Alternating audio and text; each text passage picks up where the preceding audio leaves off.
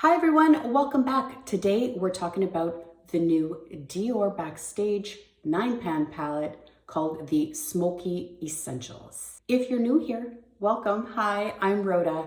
Let's not waste any time. Let's just get right into this. This palette is $70 Canadian. I know it's a hefty price for a 9-pan, but I tried the Silver Essentials recently and I really loved it. And when I saw this came out, I really wanted to pick it up and try it out. It is beautiful. I am going to insert some swatches. First, here's a look at the palette on its own.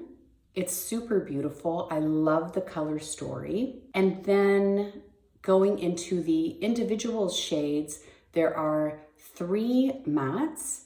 There are 3 shimmers, 1 metallic shade, which I would definitely categorize as a shimmer because I don't see any metallic properties to that particular shade. And then we have 2 satins. It's a really pretty color story. This is a day-to-day palette, I would say, because having played around with it, it's not very impactful. It's very soft and subtle. Soft luxury, if you will. You're not gonna get the va-va-voom of, say, a Natasha Denona or a Pat McGrath, but it is very beautiful. The other day, I did do a look using these brownie neutral tones, and I do have footage of that, which I will insert in this video a little bit later on. But for today, I wanted to concentrate on the mauvey parts of this palette, and I wanted to put it on together with you. So let's get right into this. Full face, done. The only thing missing are the eyes. I want to dip into, I think, this satin shade right here called Soft Rose. And I'm using a Refer 15 brush, and I want to just start applying it kind of as my transition shade. Okay, so that's so super pretty. So even though it's a rose, it's looking very neutral on my eyes. I would say it leans more brown with a hint of rose, and that is a perfect transition shade. Ooh, I love this. So pretty. I would say that all of these shades, from swatching and playing around with it the other day, any one of them could be a one and done shade. So one of those I'm in a hurry kind of days. I want something on my eyelids, but I don't want to muss and fuss around. You can just literally slap this shade in particular for me and my skin tone as a one and done. So pretty. I have to be careful on the corners of my eyes because I do not want to bring anything too far down because I have done the rest of my face. Typically, I'll do my eyes first because then I can clean any fallout out, especially if I'm using a new palette and I'm not sure what the fallout situation is with it. Sometimes you can tell when you're swatching, if you do swatch before you use a new palette, but with this particular one, I didn't see a lot at all. Kick up, yes. So just a tap of your brush would work, but other than that, nothing too crazy. Now I'm going to dip into this matte shade called Mauve, and I'm just going to use my Refer number 1, dip in there. It's quite pigmented, and I'm going to deepen the outer corner just a little bit. Now that's adding a lot more of that mauviness to the look. So I really love that that soft rose shade is more neutral, so you don't get too much of a mauvey look, if that makes any sense. It's more balanced that way. You don't want too much on me. If I have too much mauvey leaning colors, it looks a little bit too red on me. I need that balance. Now I just want to deepen just a little bit the very outer corner, and I'm going to dip into this matte shade called Deep Plum, and I'm using a MAC 219 brush. It is like pencily, but it's not stiff. So I like using this for this kind of detailed work. Okay, just a little bit. I don't want too much. Now, I'm not getting too much impact with these shades, right? But just enough. It's subtle with enough of impact if you dip into the darker shades. The rest of them are quite subtle and understated, which is not a bad thing. It just depends on the look that you're going for. Ooh, this is turning out okay. Now I'm going to take this metal shade, that's how they describe it, with a Refer 21. This is called Soft Sand. I'm gonna dip into there with a brush, and I used this one yesterday, and I just want to apply it to the rest of my lid. This is not a metallic shade. It really isn't. It's not. It is the most shimmery of them all, but I would not describe it as a metallic. It's just the most shimmery one in the palette, if that makes sense. I like it though. It's nice. Yesterday I used this shade and it really didn't make a difference whether or not I applied it with a brush or with my finger. It didn't change the impact of the shadow at all. So I'm just gonna use a brush today. These are not, like I mentioned, your standout, really in your face kind of shades. They are, again, very kid in the back of the classroom wearing a nice dress, you know? Kid in the back of the classroom wearing a nice dress. Where did that come from? That doesn't even make any sense. What the heck? I like this a lot. Okay, what I want to do, and what, for me personally, for my eyes to stand out a little bit more, I like to add a darker shade onto my lash line. So I'm going to do that right now. I'm going to take my Nikki N11 brush. I love this brush for applying shadow along the lash line. It's so great. And I'm going to dip into this matte right here. It's called Black, appropriately called Black, but it's not like the blackest black I've ever seen, but it's black.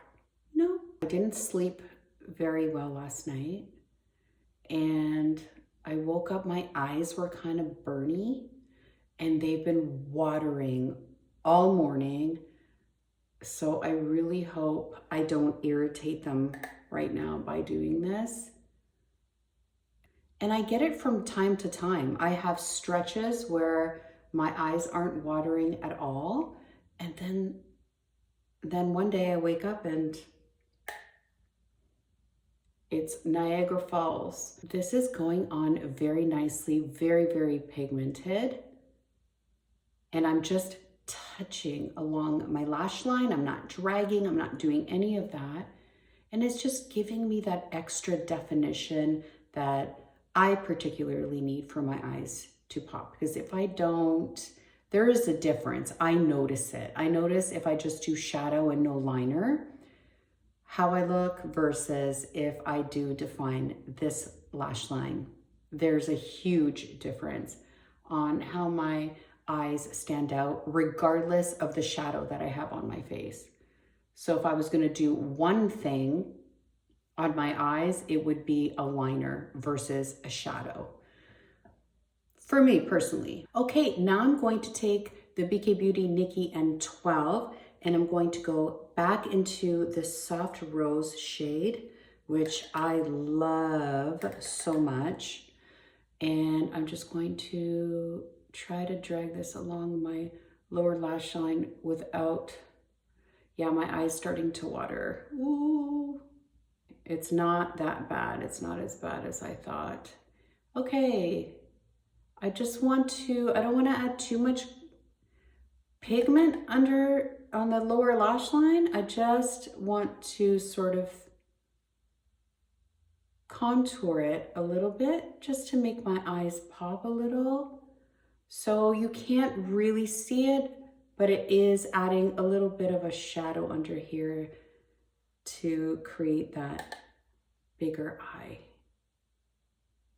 So I'm gonna keep it simple today, because if I keep messing around, I fear that my eyes will water a lot and I don't wanna mess this up. Okay, I'm gonna put some mascara on and I will be right back. Oh, I love this so much. It's so pretty and soft. All right, this is the final look. I'm loving it. Like, I really, really love it. I think it suits me and I think it's just enough. For the look I did yesterday, I took that center shade and I added it to the crease as a transition shade. It blended so nicely. Then I took the metal shade called Light Sand and I added it to the lid. Again, this is not the most metallic shade on earth, but you know what? It does the job. It's really, really nice. So nice. Then I took this shimmer called Beige and I added it to the inner part of my eyelid just to brighten up that inner part of my eye, keeping this look very neutral, very fresh, very light. It was really, really nice. I love the way it went on. Then I took this matte black to line the lashes, just like I did today. And it really works. It glides on smoothly, it doesn't skip. It's really easy to use. And this is the final look. Very subdued, very easygoing, everyday kind of look. Okay, what do I think of this palette? Final thoughts. I love it. It's so pretty. I love the look I did today. It's subtle, but it's still there. It gives you just enough. So for those days that you're looking for something like that, this is perfect. If this color story speaks to you, it's perfect. The formula is nice. I had no trouble blending at all. I had no fallout. All the shades work beautifully together. Like I mentioned off the top, you can do just one and done, any of these. This one, this white one, pearly one here, I could have added in the inner corner. You know what? Let's do that. Jump into that one. And I just want to do a little like poop right there, just to brighten up the inner corner, just a smidge. You can skip this step. It's so subtle, so subtle. Yeah, it's barely showing up. Note to self, it's quite powdery. So that's the only shade in here that I would say, you know, I'm not like crazy about. Let's try a little more. No, I mean, it's showing up, but it's nothing to write home about, but the rest of them, I love. I love. This black shade is really nice as a liner. Really, really pigmented, went on easily, no fallout, very, very nice. All of these shades you can use, like I mentioned, as a one and done, super pretty. So if this is your color story and you like something that's muted, subtle, beautiful, blends easily, goes on nicely, gives you zero problems, then this is the palette for you. I know it's pricey, but I do love the formula. If Dior is your jam, I would highly recommend picking one of these up. It's so pretty. I'm so happy to have this in my collection. This one's staying with me. I love it. Especially, I'm so surprised with this soft rose shade. I love it as a transition color. It's so pretty. And even I added it to the lower lash line. It looks perfect. I love it. Okay, I'm gonna leave it here. I hope you found that helpful. And as always, thank you so much for watching. Please do consider subscribing to my channel. That would be amazing. And hit that bell button so that you're notified every time I do post a video. Until the next one, guys, take care. Ciao.